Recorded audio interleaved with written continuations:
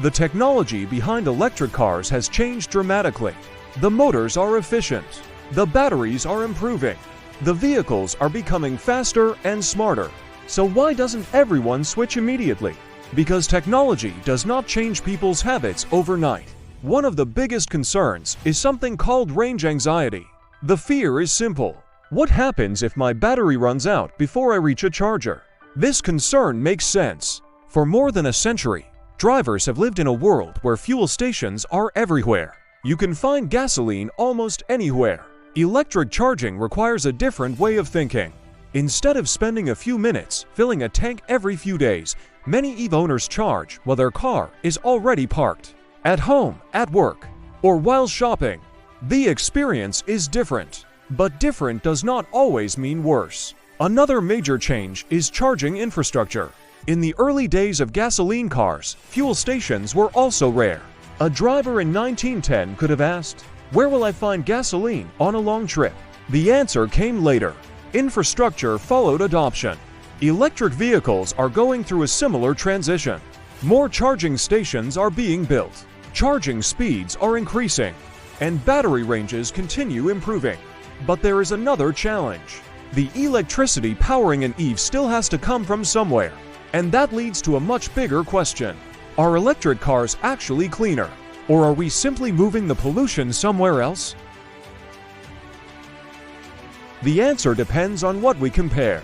A gasoline car burns fuel every time it moves. That means emissions are produced directly from the vehicle throughout its life. An electric car produces no exhaust from its tailpipe. But producing an electric car requires energy too. Mining materials, manufacturing batteries, building factories, generating electricity. All of these steps have an environmental cost. So the real comparison is not, electric cars have zero impact. They don't. The better question is, which system uses less energy and creates fewer total emissions over its lifetime? Many scientific studies have found that electric vehicles generally produce fewer greenhouse gas emissions over their full life cycle compared with gasoline vehicles, especially when the electricity comes from lower carbon sources. The exact difference depends on where the battery is produced, how electricity is generated, how efficiently the vehicle is driven, and how long the battery lasts. But efficiency creates another advantage. Electric motors require fewer mechanical parts. No oil changes for the engine, no spark plugs, no exhaust systems, less routine maintenance. For many drivers, lower operating costs become one of the biggest reasons to switch. And this reveals the deeper reason electric cars are growing. It isn't one single advantage. It is the combination: better efficiency, improved batteries, lower operating costs, changing energy systems, and a global push toward new technology. The gasoline car was not defeated by one invention. It is being challenged by an entire ecosystem. Final inside future of transportation is not changing because electric cars are simply new. It is changing because they solve a problem engineers have always faced. How do we move people using energy more efficiently? The answer has always been hidden in the physics. When energy is wasted, technology searches for a better path. Electric cars are that better path, not because they are perfect, but because they are built around a more efficient way of converting energy into movement. For more than 100 years, gasoline engines powered the world.